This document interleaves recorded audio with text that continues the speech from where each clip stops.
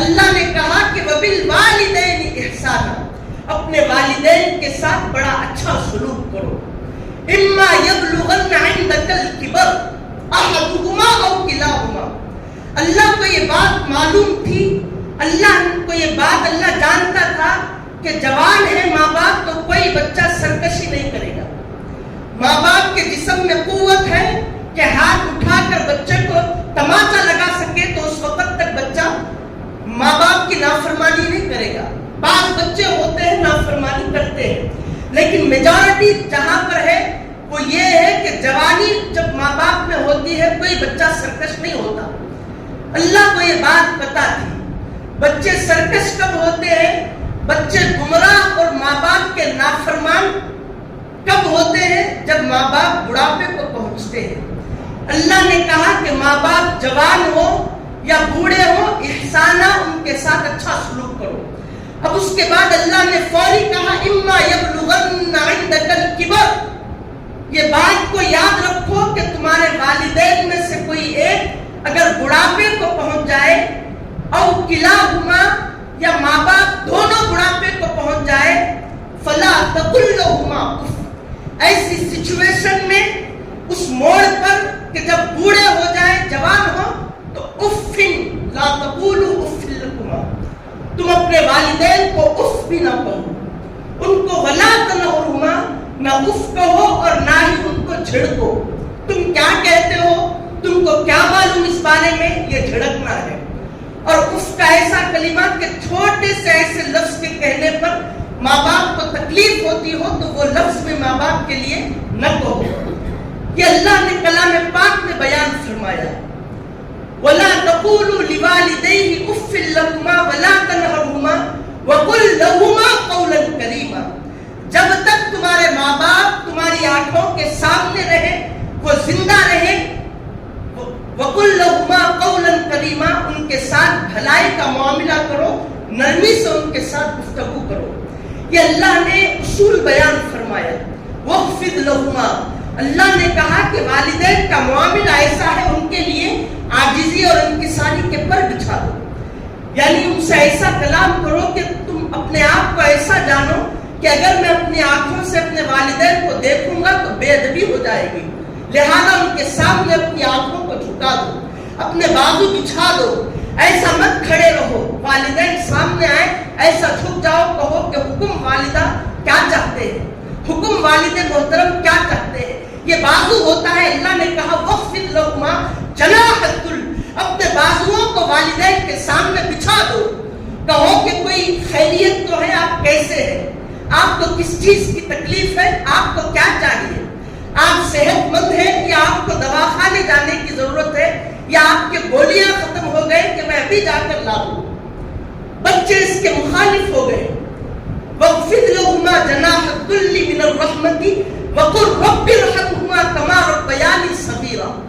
اور جب والدین کا یہ معاملہ ہو جائے، اللہ کی بارگاہ میں آؤ، دونوں ہاتھوں کو بیٹے اٹھائے اور کہیں کہ رَبِّ اغْفِرْ وَارْحَمْهُمَا، مولا میرے والدین کی مغفرت فرما، ان کے گناہوں کو بخش اور ان پر ایسا رحم فرما جیسا کہ بچپن میں انہوں نے میری تربیت کی تھی اچھے سے.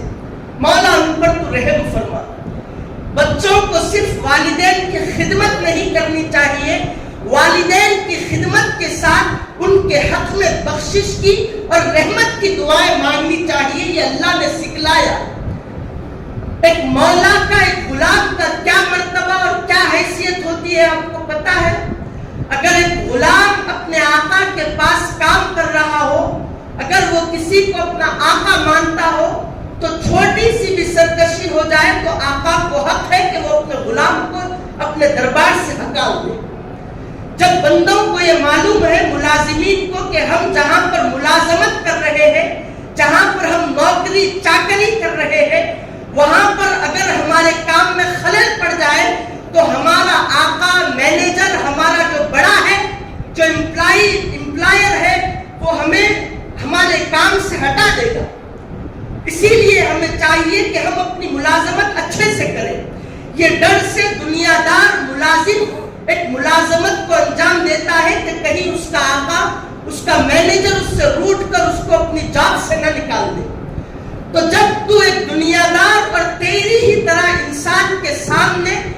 اپنی غلامیت کا مکمل اظہار کرتا ہے اور اس کو اپنا آقا مان کر بغیر سرگوشی کے کام کرتا ہے، تو اس خدا کو جس نے تجھے پیدا کیا اور تیرے ماں کے پیٹ میں تیرے جسم میں اس نے روح کو پھونکی اور تیرے ماں کے ذریعے سے تجھ کو وجود بخشا، تیرے ابتدا سے تیرے انتہا تک اور انتہا کے بعد میدان محشر اور جنت میں جانے کے بعد ہمیشگی کا ٹھکانہ ذمہ تیرے خدا نے تجھ پر لیا، تو نے اپنے خدا کی مولائیت کو ختم کر دیا۔ نے اس کو اپنا مولا تو کہا، لیکن مولا کے لیے جو کام کرنے پڑتے ہیں اس کام کو نے چھوڑ دیا، اور نے کہا کہ میں خدا کو مانتا ہوں، اس کے کلمے کو پڑھتا ہوں، حضور کو اپنا آقا مانتا ہوں، نبی آخر الزمان مانتا ہوں، تو پھر نے یہ ان کی تعلیمات کو کیوں نہیں مانا؟ سامعین محترم، ایک عاشق کا عشق اسی وقت مکمل ہوتا ہے، ایک محب کی محبت اپنے محبوب کے لیے اسی وقت مکمل ہوتی ہے جبکہ اس کی محبت میں کوئی کھوٹ نہ ہو، جبکہ اس عاشق کے عشق میں اپنے معشوق کے لیے کوئی کھوٹ نہ ہو، ہر طرف سے محبت انتہا کو پہنچ جائے، جب جا کر اس محب کی محبت اپنے محبوب کے لیے کامیاب ہوتی ہے۔ لیکن ان لوگوں نے جو خدا کو اپنا رب کہا اور کہتے ہیں کہ ہمیں خدا سے محبت ہے، یہ محبت خدا کی قسم تعلیمات قرآنیہ میں ثابت ہے، حضور کی احادیث اس بات پر دلالت کرتی ہے کہ خدا سے محبت کا یہ تقاضا ہے کہ اس کی محبت کامل ہو جائے، اس کا تقاضا یہ ہے کہ خدا کی ہر تعلیم پر سر جھکا دے، پیروں سے اس کی تعلیمات کو رو دینا بلکہ اس کی تعلیمات کے سامنے گھٹنے ٹیک دے اور سر کو بچھا دے، کہے کہ مولا تجھ سے محبت کا دعویٰ کرتا ہوں، تجھ سے محبت کا تقاضا ہے اور اس محبت کے لیے تیری تعلیمات کو قبول کرتا ہوں۔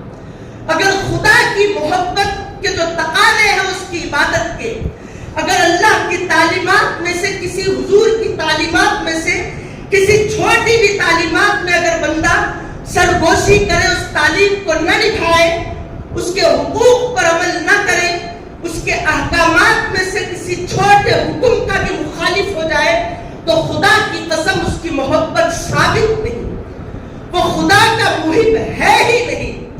حضور نے کہا کہ لا یؤمن احدکم حتی اکون احب الیہ من والدہ وولدہ والناس اجمعین۔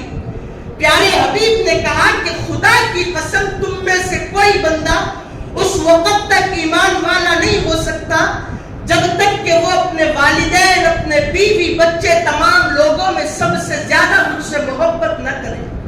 جب حضور سے محبت ہونی چاہیے تو محبت تقاضا کرتی ہے کہ حضور کے طریقے کو اپنا طریقہ بنائے، حضور کے نہج کو اپنا نہج بنائے، حضور کی زندگی کو اپنی زندگی میں لائے، ایسا معاملہ ہو جائے کہ تو میں تو۔ تیری محبت کہاں سے ثابت ہوئی؟ جب بندے کی محبت کمال درجے پر پہنچتی ہے تو بندے کو کوئی دنیا سامنے نہیں دکھتی، سوائے محبوب کے بندے کو کوئی چیز دکھتی نہیں۔ اور سامعین محترم، اللہ نے ہر طرف سے کہا، حضور نے کہا کہ الجنت تحت اقدام امہاتکم۔ اگر تم خدا کی محبت کا دعویٰ کرتے ہو، حضور کی محبت کا دعویٰ کرتے ہو، تو خدا کی قسم تم پر لازم ہے کہ تم حضور کی اس حدیث پر عمل کرو۔ اگر اس حدیث کو چھوڑا تو سب سے بڑے غدار تم ہو دنیا میں، روئے زمین پر غدار رسول تجھ سے بڑا کوئی نہ ہوگا۔ صرف نعرہ رسالت یا رسول اللہ کہنے سے محبت کا ثبوت نہیں ہوتا، محبت اسی وقت قبول ہوتی ہے جب محبت کے لیے محبوب کی اداؤں کو زندگی میں لائے۔ حضور نے کہا کہ اگر جنت تلاش کرنا چاہتا ہے تحت اقدام امہاتکم، تمہاری ماں کے قدموں کے نیچے تیری جنت ہے، تو دنیا میں جنت تلاش کرنے پھرا، تو دنیا میں تلاش کرنے پھرا کہ جنت کہاں ہے، جنت دے دے، جنت دے دے۔ پہاڑوں میں چلا گیا، دریاؤں میں رہنے لگا، جنگلوں میں، بیابان میں رہنے لگا، اور تو جنت تلاش کرتا ہے اپنی ماں کو چھوڑ کر۔ تیری جنت اگر تجھے چاہیے تو تیری جنت تیرے ماں کے قدموں کے نیچے ہے۔ اس جنت کو چھوڑ کر جس ماں کے قدموں کے نیچے جنت ہو، اس جنت کو چھوڑ کر اپنی بیوی کی باپ میں آ کر اپنے ماں کو اپنے باپ کو ٹھکراتا ہے غدار، اور کہتا ہے کہ میں ایک مسلمان ہوں، ایک مومن ہوں۔ خدا کی قسم، جو بندہ ماں کی نافرمانی کر کر اپنے آپ کو مسلمان کہتا ہے تو اس سے زیادہ بڑا دشمن رسول، دشمن خدا کوئی دوسرا نہیں۔ حضور نے کہا، صحابی رسول آئے، کہا کہ میں جنگ میں آپ کے ساتھ آنا چاہتا ہوں۔ کہا کہ ماں گھر میں موجود ہے؟ کہا ہے۔ تو حضور نے کہا صحابی سے کہ صحابی جاؤ اپنی ماں کی خدمت کرو۔ ان کی خدمت کرنا ایسا ہے کہ جہاد سے افضل ہے، افضل من الجہاد۔ کہا کہ ماں کی خدمت جہاد سے زیادہ افضل ہے۔ کوئی جہاد میں شہید ہو جائے تو جنت میں چلا جائے، جہاد کے ایک شہید کے لیے کوئی حساب و کتاب نہیں، جو اللہ کے لیے راستے میں قربان ہو جائے۔ لیکن حضور نے کہا کہ ضرورت نہیں، ماں کی خدمت یا جہاد سے افضل ہے۔ اور یہی پر موقوف نہیں کیا، کہا کہ آباؤکم ابواب الجنہ، ماں کی بات کرتا ہے وہ تو اس کے قدموں کے نیچے تیری جنت ہے، رہی بات تیرے باپ کی تو وہ جنت کا دروازہ ہے۔ وہاں پر ایسا مسئلہ نہیں چور اچک کے دیواروں پہ چڑھ کر جنت میں چلے جائے، ہر طرف فرشتوں کا پہرا ہوتا ہے۔ اگر جنت میں داخل ہونا ہے تو پہلے جنت کے پاس آنا پڑے گا، ماں کے قدموں میں آنا پڑے گا۔ جنت میں داخل ہونا ہے تو دروازہ کھلانا پڑے گا۔ جب تک دروازہ کھلے گا نہیں، جنت میں جائے گا نہیں۔ اس باپ کو تو اپنے بچوں اور اپنے بیٹوں اور اپنی بیویوں کے لیے باپ کو ستاتا اور باپ کو ڈھکیلتا اور باپ کو تکلیفیں دیتا ہے۔ کہتا ہے کہ تم کیا کہتے ہو، تم کو ابھی پتا نہیں، تم بوڑھے ہو گئے، گھر میں بیٹھو، ہم دیکھ لیں گے۔ یہ بات تو نے اپنی زبان سے نکالی ہی کیسے؟ اگر تجھے جنت میں جانا ہے تو دروازے سے انٹری ملے گی، تجھے چھت، تجھے دیواروں پہ سے انٹری نہیں ملے گی، کیونکہ وہ جنت کا معاملہ ہے، وہ اللہ کا بنا کردہ نظام ہے۔ تو کہا کہ دروازے کی بات کرتے ہو، ابواب الجنہ، تمہارے باپ کے جنت کے دروازے ہیں۔ اللہ نے فرمایا، حضور کی حدیث ہے، حضور پاک نے فرمایا، رضا الرب فی رضا الوالد، اگر والدین خوش ہو اپنے بچے سے تو خدا کی قسم اللہ اس لڑکے سے خوش ہے، اس کے بچے سے خوش ہے۔ کہا کہ حضور نے سخط الرب فی سخط الوالد، اگر والدین اپنے بچوں میں سے کسی بچے سے ناراضگی کا اظہار کرے، اللہ کہتا ہے کہ میرے پاس آ کر سجدے بھی کرے گا، پہاڑوں جیسی نیکیاں بھی کرے گا۔ اگر والدین اگر تجھ سے ناراض ہیں کسی چھوٹی سی بات پر، وہ پہاڑوں جیسی نیکیاں تیرے منہ پر مار کر، وہ بڑے سمندر جیسے اعمال تیرے منہ پر مار کر فرشتوں کو حکم دوں گا کہ منہ کے بل گھسیٹ کر دوزخ میں پھینک دے۔ کیوں؟ اعمال میں نے سمندروں جیسے کر دیے، اعمال میں نے پہاڑوں کے جیسے تیار کر دیے۔ صرف والدہ کو اف کہا تو مولا تو مجھے دوزخ میں ڈال رہا ہے، یہ اعمال کہاں جائیں گے؟ کہا کہ اعمال کا مدار یہ والدین کی خدمت ہے، اعمال کا مدار، اعمال کی سرٹیفکیٹ ملی گئی تو والدین کے ادب سے ملے گی، بغیر ادب سے نہیں ملے گی۔ میدان محشر سارے بیٹوں کو جمع کر دیا جائے گا اور کہا جائے گا کہ کون ہے والدین کا نافرمان؟ جو نکلے گا اعمال کو دیکھا نہیں جائے گا، دوزخ میں پھینک دیا جائے گا۔ یہ والدین کا مرتبہ، ان کی رفعت، ان کی شان۔ حضور نے کہا کہ ثلاثۃ لا يدخلون الجنہ، فرمایا پیارے حبیب نے کہ تین لوگ ایسے ہیں، تین قسم کے لوگ ایسے ہیں جو جنت میں داخل ہی نہیں ہو سکتے۔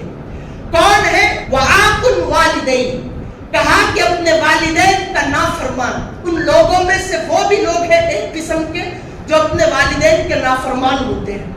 حضور نے یہ نہیں کہا کہ اپنی بیوی کا نافرمان دوزخ میں جائے گا تو پھر کوثر میں دھو کر جنت میں جائے گا، لیکن والدین کا نافرمان، حضور نے کہا کہ ان کے لیے، والدین کے نافرمان کے لیے جنت حرام ہو گئی۔ حرام اس چیز کو کہتے ہیں کہ قریب بھی جاؤ تو گناہ ہوگا دنیا میں، اور اللہ نے کہا حضور کے ذریعے سے جنت حرام ہو جائے گی والدین کے نافرمان کے لیے۔ تو کوئی والدین کا نافرمان ہو، اف بھی کہے تو اس کے لیے جنت حرام۔ خدا کی قسم تو تصور بھی نہیں کرنا کہ تو جنت میں جائے گا۔ اور دو قسم کے وہ لوگ ہوتے ہیں کہ ان کی اولاد نافرمان نکلتی ہے۔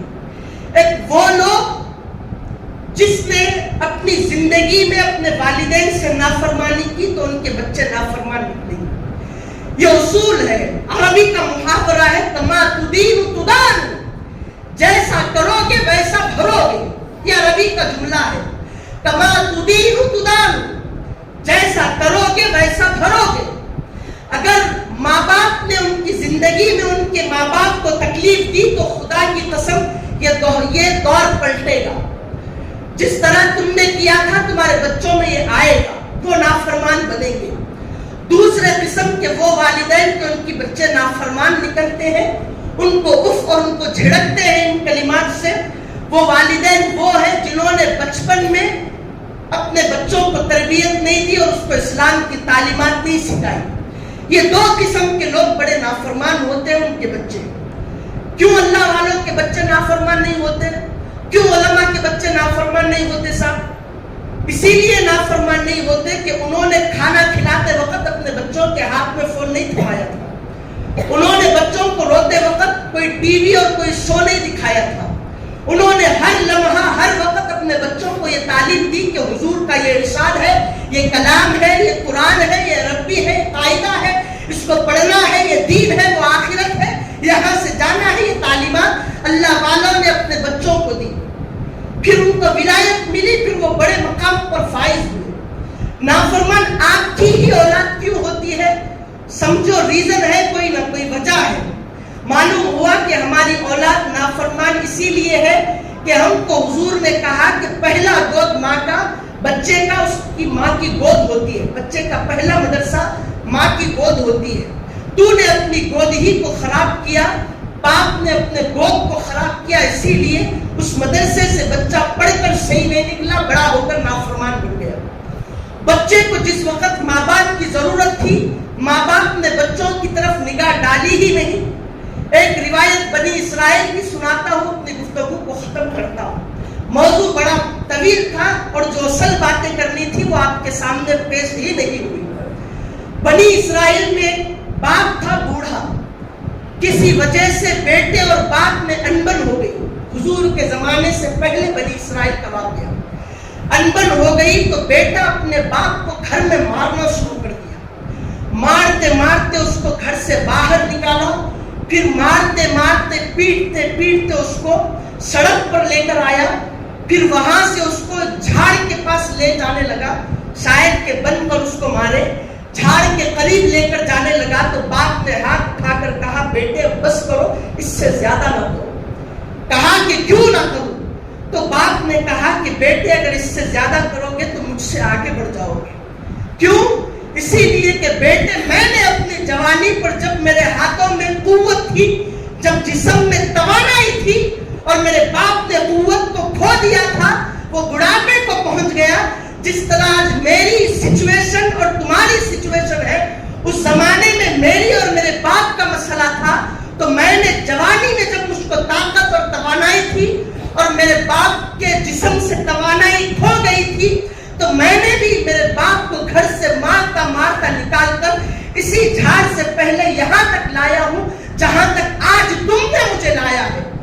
بیٹے میں نے یہاں تک لا کر روک دیا، اب اس سے آگے نہیں بڑھنا، نہیں تو مجھ سے آگے تم بڑھ جاؤ گے. معلوم ہوا کہ جو بچے کرتے ہیں وہ باپ کرتا ہے، جو باپ کرتے ہیں وہ بچے کرتے ہیں. کما تدین تدان، جیسا کرو گے ویسا بھرو گے. دوسرا معاملہ وہ کہ اگر ماں باپ اچھے تھے، بیٹا ماں باپ کے ساتھ اچھا سلوک کیا، اگر اس کے آنے والی نسل میں اگر تعلیمات محمدیہ کو عام نہیں کیا تو خدا کی قسم اس کے بچے پھر ایسے نکلیں گے، اس کی نافرمانی کریں گے. یہ سسٹم اور یہ سلسلہ آگے تک چلے گا. یہ لوگ، یہ قوم گمراہ ہو گئی. کیوں گمراہ ہو گئی؟ کیوں تعلیمات رسول سے پھر گئی؟ وجہ یہی ہے کہ آج کے ماں باپ نے اپنی گفتگو کو ختم، آج کے ماں باپ نے دنیاوی تعلیمات کو ترجیح دے کر آخرت کی تعلیمات کو قدمے تلے رود کر اپنے بچوں کو وہ تعلیم کا حصہ نہیں بنایا. بچوں کو قرآن پاک کی تعلیم دینا ضروری نہیں سمجھا. کہا کہ ٹوٹا پھوٹا قرآن پڑھنے آ گیا تو کافی ہے، مگر قرآن میں جن جیسے یہ آیتوں کا ترجمہ ہے वैसे हजारों आयतों का तर्जुमा और उसमें इस्लाह पड़ी है, वो इस्लाह बच्चों को समझाने की कोशिश नहीं की। न शरीयत बच्चों को बताई, न खुदा की तालीम बताई, न रसूल की तालीम बताई, न जिंदगी, न उनकी सीरत बताई। इसीलिए आज तुम्हारे बच्चे नाफरमान और तुमसे, तुम्हारी मोहब्बतों से दूर होकर अपनी बीवियों की, अपने बच्चों की मोहब्बत में गुम है, और तुम बुढ़ापे को आकर कहते हो कि मेरा बच्चा मेरा नाफरमान निकल गया, मेरा बच्चा ऐसे हो गया, वैसे हो गया। मालूम हुआ कि खराबी तुझ में है। या तो तूने अपने माँ बाप के साथ अच्छा सलूक नहीं किया, या दूसरी वजह यह कि बचपन में अपने बच्चे की अच्छी तालीम तूने इस्लाम की तालीम नहीं दी। ये दोनों में से एक बात उलमा समझते हैं और उसको इस्लाह करते हैं। बच्चे आए तो नसीहत करते हैं, भिजा देते हैं।